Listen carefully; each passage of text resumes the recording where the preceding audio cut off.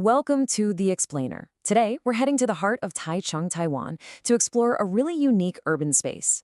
We're going to dive into a local case study that shows just how powerfully a city's identity can be reshaped by the people who call it home. So let's jump right in. We're looking at a place where this question isn't just some abstract idea. No, it's a living, breathing reality that you can see and feel every single day on the streets, in the shops, and along the riverbanks. Okay, our journey starts near the super busy Taichung station, in an area that locals have nicknamed Little Southeast Asia. And believe me, it's a place that is just buzzing with the sounds, the smells, and the languages of this incredibly vibrant cross-cultural community. I mean, this district is a true crossroads. You've got ASEAN Square, which is like the pulsing heart of the whole community, packed with amazing food and shops. Then you've got the beautiful Green River, where everyone gathers to hang out and relax. And right nearby is the Second Market, which is this perfect example of how the deeply local, with its historic building and old school food, can become totally global, drawing in visitors from all over the world. But, if we look a little closer, you start to see this central tension, this paradox playing out. The very same things that make this area so full of life also create some pretty big challenges for the city. And this slide really gets to the heart of it. The case study calls this concept beauty and sorrow, and it's so fitting. The Green River is this essential hub for the community, a beautiful spot where people connect. But then, the next morning, that exact same space is often just covered in trash. It's a really stark and difficult contrast. And the problems aren't just about the environment, they're social too. In the little alleys and underpasses around the station, you see the visible signs of homelessness, which is another really complex layer to this whole public space puzzle the city has to solve. So this brings us to the core question of this whole story. And it's not just a question for Taichung, right? This is something that cities all over the world are trying to figure out as they become more and more diverse and interconnected. So you might be asking, how did this specific area become such a powerful hub in the first place? Well, it turns out it wasn't just an accident. The research shows there were 4 key forces that basically created a perfect storm. Let's break this down. First, you've got simple location, location, location. It's right next to the main train and bus terminals, so it's a natural magnet for people. Second, economics. The old business district had declined, which meant rent was cheap, making it way easier for new shops to open up. Third, you've got this powerful clustering effect. A living circle away from home grew up around familiar food and language. And fourth, and this is where it gets really interesting, was official city policy. Yeah, that fourth force, the policy, it shows a really deliberate and pretty fascinating strategy from the city itself. When the city launched its big Central District Regeneration Plan, they had a very specific number in mind. Their goal was for a whopping 60% of the area's visitors to be migrant workers. So here's the crucial point. This vibrant migrant community wasn't just some happy accident of city life. No, they were explicitly written into the city's official plan for revitalization. This wasn't just about filling empty buildings. It was a really forward-thinking strategy to build a unique, multicultural identity for the district, because they saw this community as absolutely central to its future success. Now, what makes this local story so powerful is that it doesn't just exist in a bubble. The challenges and the opportunities that you see on the streets of Taichung, they connect directly to some of the biggest goals we are all trying to achieve on a global scale.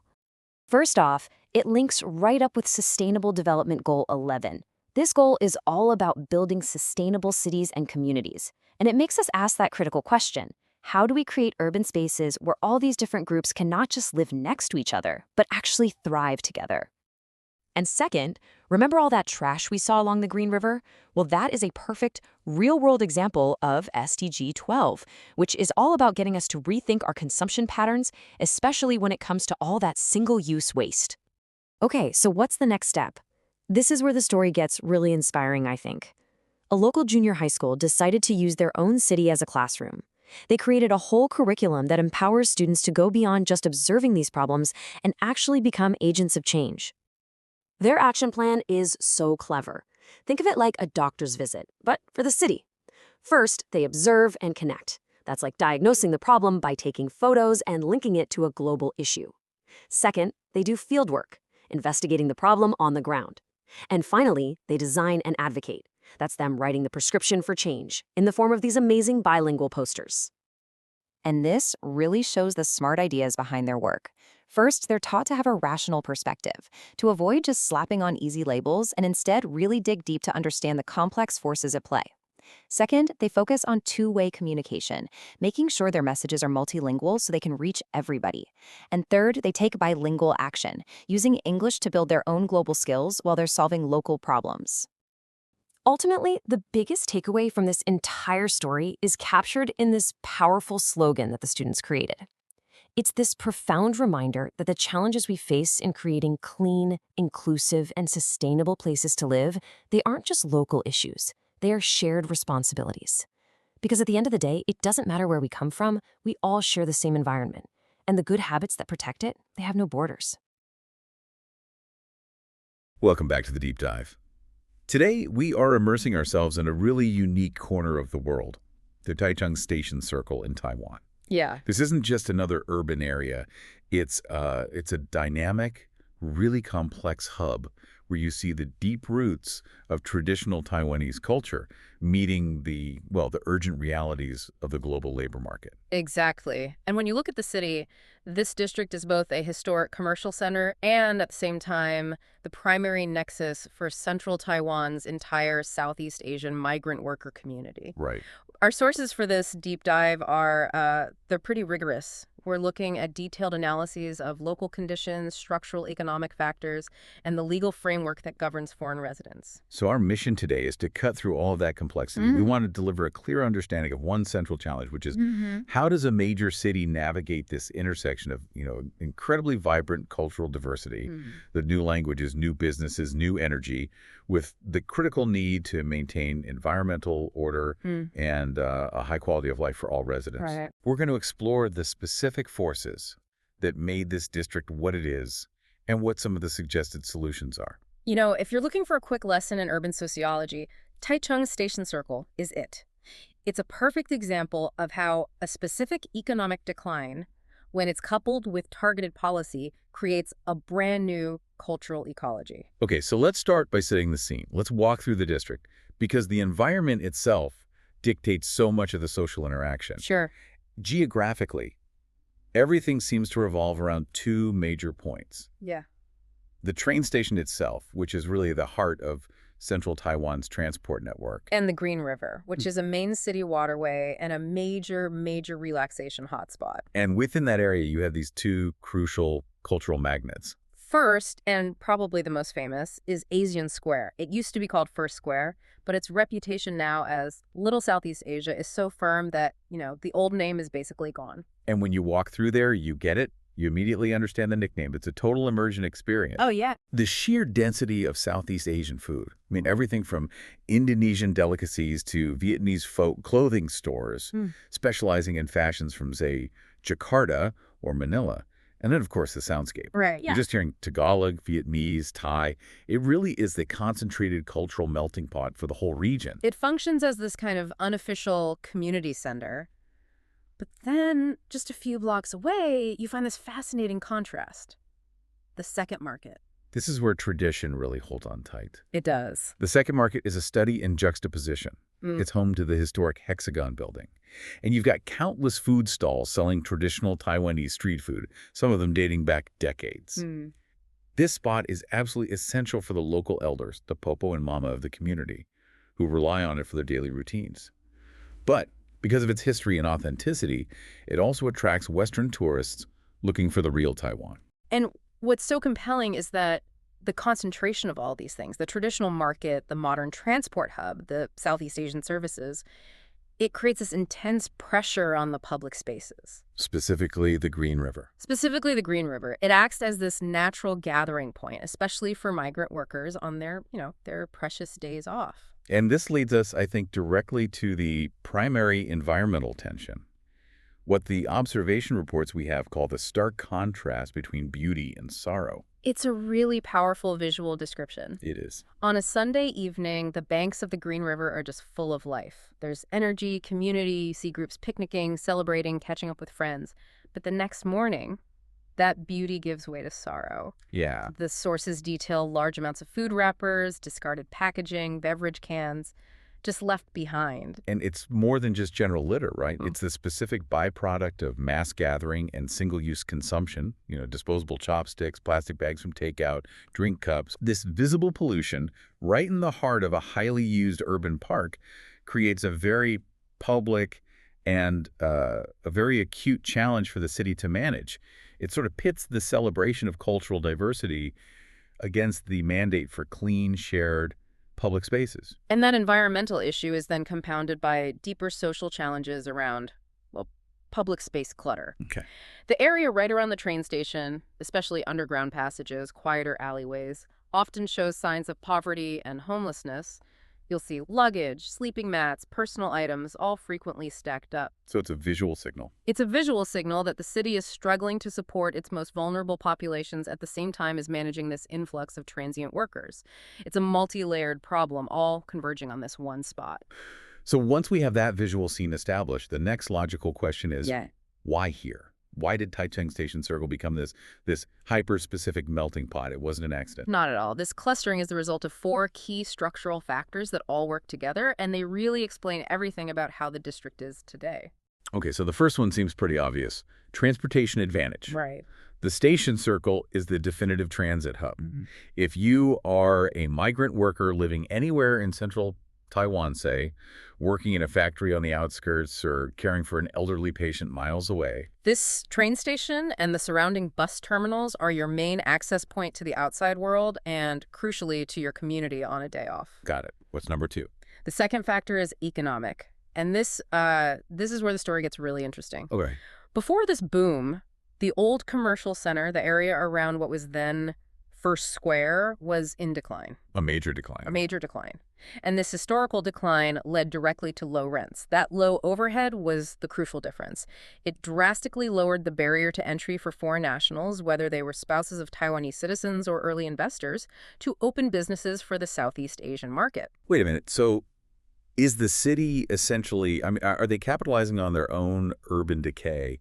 Is the decline of the old city center what created the low-cost environment needed for this new community to take root? In essence, yeah. The market forces of obsolescence really just paved the way for reinvention. It was a perfect storm.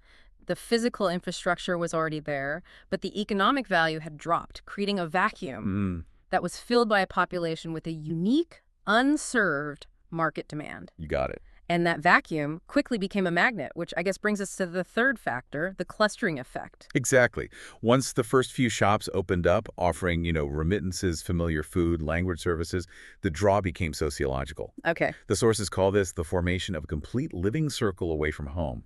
If you can find the food, the cultural identity, the language, and critical services like money transfers all in one concentrated area, you're going to go there. Right. It solves homesickness and practical needs at the same time. It's self-reinforcing. The more people visit, the more businesses open up to serve them. All 3 of those factors make a lot of sense. Transportation, economics, community pull. But the 4th factor is the true bombshell here, the thing that elevates this analysis.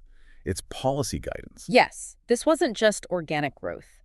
The city government was actively involved in a targeted central district regeneration plan. And this is the detail you just can't ignore. No, you can't. The city adopted an explicit mixed operations strategy, and they assigned specific targets to demographic groups. The policy explicitly targeted a ratio of, get this, 60% migrant workers, 30% general public, and 10% international tourists. 60%. 60%. That is not a passive number. That's a mandate.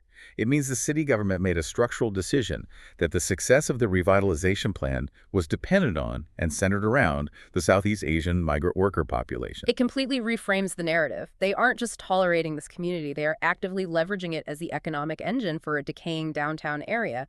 The implication of that 60% figure is enormous. It raises so many questions about long-term planning. If you're intentionally designing an environment for a population that is largely transient, workers on temporary contracts, how do you manage the infrastructure? Right. Do you invest in permanent, high-quality social services and housing, or do you treat it as a temporary economic boost? That 60% decision fundamentally dictates the city's entire investment strategy. And crucially, it accepts the existing challenges, the trash, the clutter, as trade-offs for economic vitality. They're accepting the pressure on public space and the regulatory difficulty as part of the costs of regenerating that district using this very specific model. Speaking of regulatory difficulty, let's shift to the legal side of things. The low rents provided the opportunity.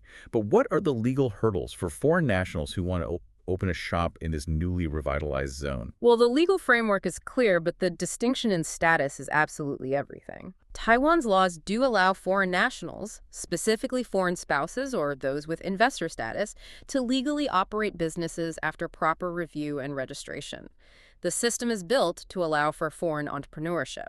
So, if a foreign national is married to a Taiwanese citizen, or if they come in with capital to invest and register as an investor, they're generally good to go. Correct. The nuance, which is critical, is with the standard migrant worker visa. Yeah. An individual holding that status is restricted only to the employment specified in their contract, usually factory work or caregiving. They are not legally authorized to run a business, not even a small stall. That's a huge restriction. I mean, imagine a migrant worker who saved up enough money and has a fantastic idea for a food stall, wants to bring their hometown flavor to the market. Yeah. They can't legally do that without fundamentally changing their visa status, which I have to assume is a long, complex, and expensive process. It is. It requires a transition to investor status or establishing dependent residency, and this creates significant regulatory difficulty for the authorities on the ground. This district is characterized by really high turnover, low rents, mean shops open and close quickly. And regulators have to constantly monitor compliance. All the time.